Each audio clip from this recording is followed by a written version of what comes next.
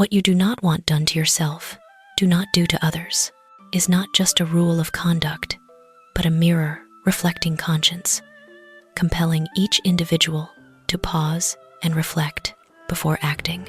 When placing oneself in another's position, we begin to understand that every word can be an invisible knife, every action a silent scratch on the heart of the person opposite, just as we do not want to be hurt by carelessness, deceit, or selfishness.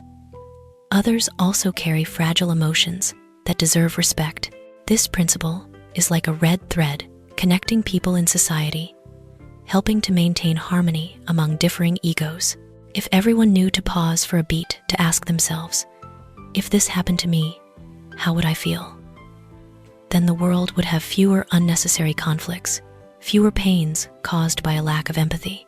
Compassion and respect are not luxuries, but begin with small actions, not speaking hurtful words, not exploiting trust, not treating others cruelly just to satisfy one's ego. When we learn to treat others with the same consideration we desire for ourselves, we are sowing seeds of goodness, which one day will sprout into trust and connection. The value of a person lies not in how much they demand to receive, but in how they give kindness. Living by this principle, we not only make others' lives more bearable, but also lighten our own souls, bringing peace, serenity, and meaning. To study without thinking is useless. To think without studying is dangerous. Studying, if it stops at mechanical memorization, passively absorbing knowledge, is no different from storing water in a cracked jar. No matter how much, it gradually leaks away, leaving no lasting value.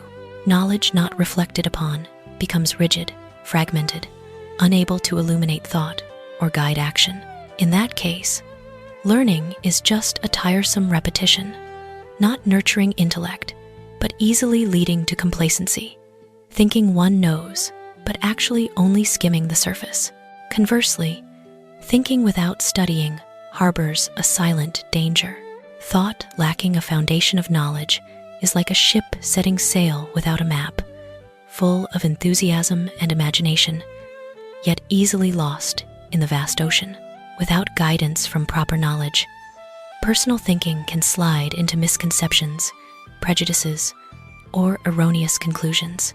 That danger not only affects oneself, but can spread to others, as unfounded ideas are sometimes blindly believed and acted upon. Studying is sowing seeds, while thinking is the process of nurturing them to take root and grow. When people continuously learn and also reflect, select, and connect with reality, knowledge truly becomes power. It is the power that helps us understand the world more deeply, remain humble before the unknown, and stand firmer in our decisions. Only when studying and thinking go hand in hand can people mature intellectually, live awake, and create true value for life. To know what you know and what you do not know, that is true knowledge, does not praise loud wisdom or boasting, but extols a deeper form of understanding, honesty with oneself. In life, people often fall into the trap of face-saving and illusory knowledge, where admitting, "I don't know," is seen as weakness. Yet, the moment one dares to bow before one's limits is when intellect begins to open, like a cup. Only when it knows it is still empty can it receive more water, while a cup that thinks itself full will never hold anything new. To know what you know shows clarity and coherence in perception. It is when people understand what they grasp firmly, without ambiguity, exaggeration, or hiding the truth. And to know what you do not know is a manifestation of intellectual humility, a rare but immensely valuable quality. Those who dare to admit what they don't know are not ignorant, but awake enough to avoid hasty and dangerous errors. Conversely, pretending to understand when one doesn't is like walking in darkness, but believing it's broad daylight, making falls all the more likely. True knowledge lies not in the quantity of what we say, but in the accuracy and sincerity of each judgment. When people live by this principle, they become calmer, learn more effectively, and earn greater trust from others. That is a form of knowledge, unpretentious, quiet, but enduring and profound, like an underground stream, nourishing intellect and character. This awakening makes people mature, turning the journey of seeking knowledge into something meaningful and full of light. The superior man is not worried about lacking position, but about lacking the virtue and talent to deserve it. Does not direct people to chase external fame, but turns the gaze inward, where true value is formed. Position, after all, is just a coat bestowed by society. If empty inside, that coat becomes burdensome and ridiculous. The superior man understands that power or status does not make a person noble, but talent and virtue are the solid foundation to support any role. Not worrying about lacking position shows calmness and self-possession amid life's ups and downs. The superior man does not rush to jostle, does not trade dignity for a higher place than others. They are like an ancient tree silently rooting deep into the earth, steadfastly absorbing nutrients, so that when strong enough, it naturally provides shade. Conversely, worrying only about lacking talent and virtue shows a self-aware and humble attitude toward life. It is a constructive worry, urging people to continuously learn, practice, and cultivate, so that when opportunity comes, they have the capacity and morality to shoulder responsibility. In modern society, where many crave position while forgetting to build inner strength, a position without talent and virtue is like a large lamp without oil. The light is feeble, easily extinguished, and may even harm the holder. The superior man is different. They see self-improvement as a long-term goal, viewing position, if attained, only as a means to serve and contribute. Live slower to hone talent, delve deeper to nurture virtue. When people are worthy enough, position will no longer be a worry, but a natural outcome of a genuine, valuable, and meaningful life journey. When angry, count the consequences. Anger is like a sudden flame igniting in the mind. If controlled, it can warm and warn, but if unleashed, it will burn everything good around it. In moments of rage, reason is often clouded. Words become sharp, actions hasty, and decisions based not on clarity, but on fleeting emotions. That is why the reminder, think about the consequences, acts as a necessary break, helping people pause before sliding into error. Thinking about consequences is not negatively suppressing emotions, but learning to see beyond the present moment. A slip of the tongue in anger can leave wounds lasting years. A rash action can shatter relationships built on trust and love. When we envision those repercussions, anger gradually loses its dominating power, yielding to calmness and understanding. Like a stormy lake, just a moment of stillness makes the water clear, reflecting everything more vividly. Anger is not a fault, but letting it control behavior is immaturity. Those who think about consequences when angry respect themselves and others, prioritizing long-term value over immediate satisfaction. It is a manifestation of emotional intelligence, a quiet but immensely resilient strength. Give yourself a pause before reacting, so emotions do not become a blind guide. By knowing to stop and think, people not only avoid unnecessary regrets, but also learn to live calmly, profoundly, and more meaningfully in every relationship and choice of life. Imagination is more important than knowledge. Knowledge is limited to all we now know and understand, while imagination embraces the entire world and all there ever will be to know and understand. Albert Einstein: knowledge is like neatly stacked bricks, solid, helping us build the foundation for perception and action. It is essential, indispensable, but always finite, as it only reflects what has been discovered, proven, and recorded. If stopping at knowledge People are safe, but easily confined within familiar frameworks. Imagination is different. It is like invisible wings, allowing the mind to fly over the walls of the present, touching lands yet unnamed. Thanks to imagination, people envision what does not yet exist, question what seems obvious, and open paths for creativity, invention, and innovation. All great achievements of humanity, from science, art, to social civilization, once began as a bold idea, a seemingly fanciful vision nurtured by belief and aspiration. Imagination thus does not oppose knowledge, but precedes it, guiding knowledge to form and develop. Imagination embraces the entire world, not just the world we live in, but also the world we will understand in the future. When people dare to imagine, they allow themselves to surpass the limits of circumstances, eras, even themselves. Knowledge answers what is, while imagination sparks what could be. These two elements, when harmoniously combined, create the full power of human intellect. Cherish knowledge, but do not let it bind the mind. Nurture imagination like an endless spring of creativity, for it helps people continually advance, expand perception, and make life rich, profound, and full of potential. The important thing is not to stop questioning. Curiosity has its own reason for existing. Albert Einstein: questioning is not just seeking answers, but the sign of a living, moving mind that refuses to halt in superficial satisfaction. When people stop asking, they unwittingly close the door to understanding, letting thought slumber in the familiar and safe.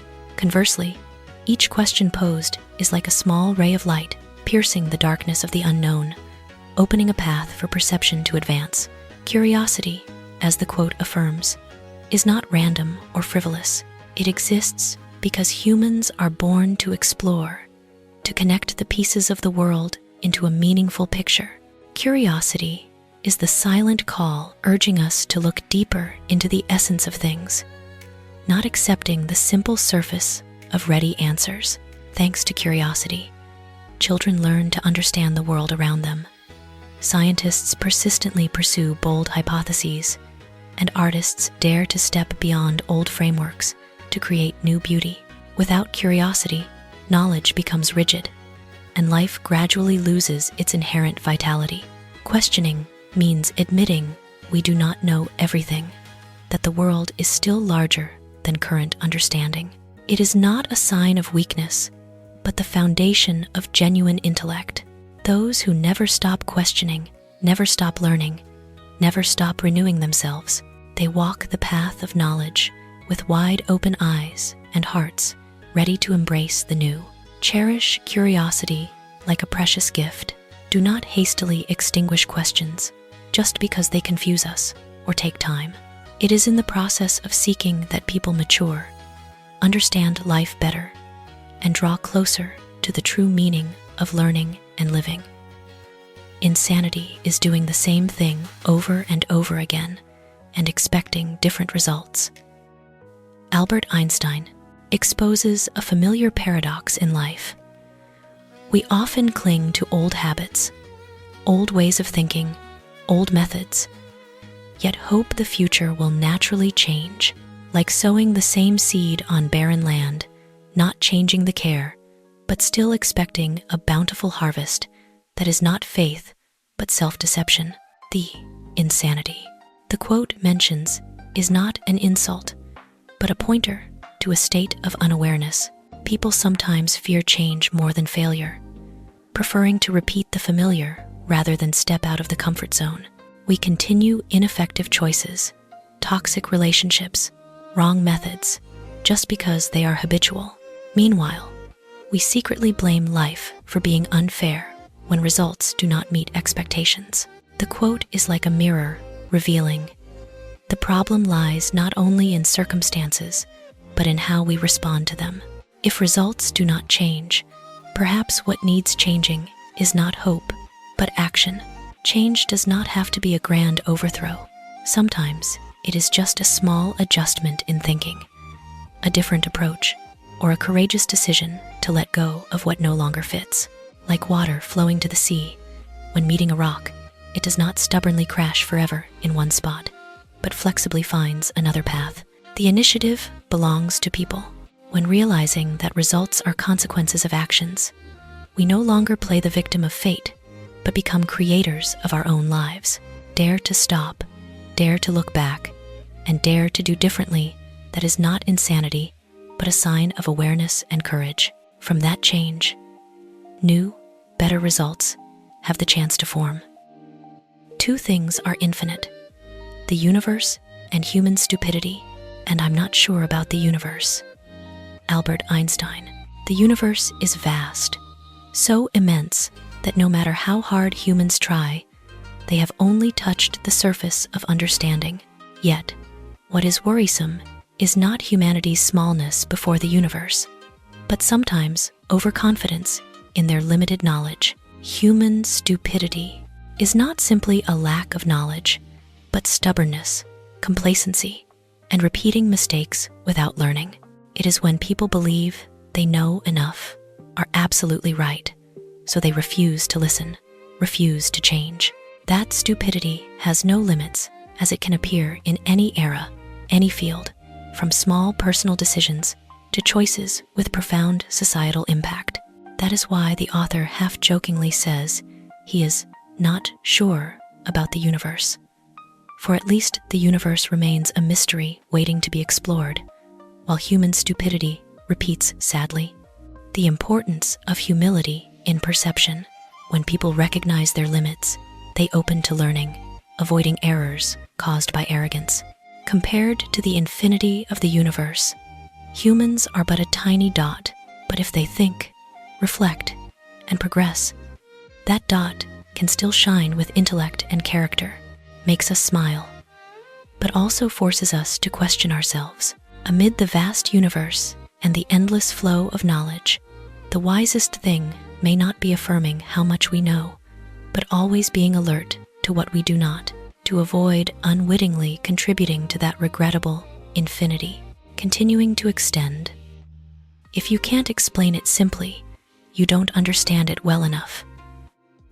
Albert Einstein. Understanding does not lie in complex words or lofty terms, but in the ability to distill the essence and convey it clearly and coherently. Knowledge is like a dense forest. If we only get lost amid tangled details without finding the main path, that understanding remains vague. Only when seeing the core structure can we guide others through that forest with light steps. Explaining simply does not mean superficial or shallow. On the contrary, simplicity is the result of deep thinking, refining, and comprehension. Like a gem polished after many impacts, an idea only becomes crystal clear when the understander has faced every complex angle of the issue. Those who only memorize often rely on complexity to hide gaps in perception, while those who truly understand need no show, for they know what core to retain. When unable to explain clearly, instead of blaming the listener for not being advanced enough, we should turn back to ask if we truly grasp the issue. That self-questioning opens opportunities to learn deeper, understand better, and connect knowledge to reality.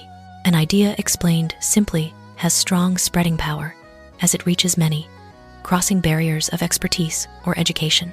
Keep digging deeper into your understanding until you can speak of it in familiar, clear language. When achieving that, knowledge is no longer a burden, but a useful tool for sharing, teaching, and creating value. Understanding well enough to explain simply is the sign of mature intellect, where depth and simplicity meet in a balanced point full of meaning.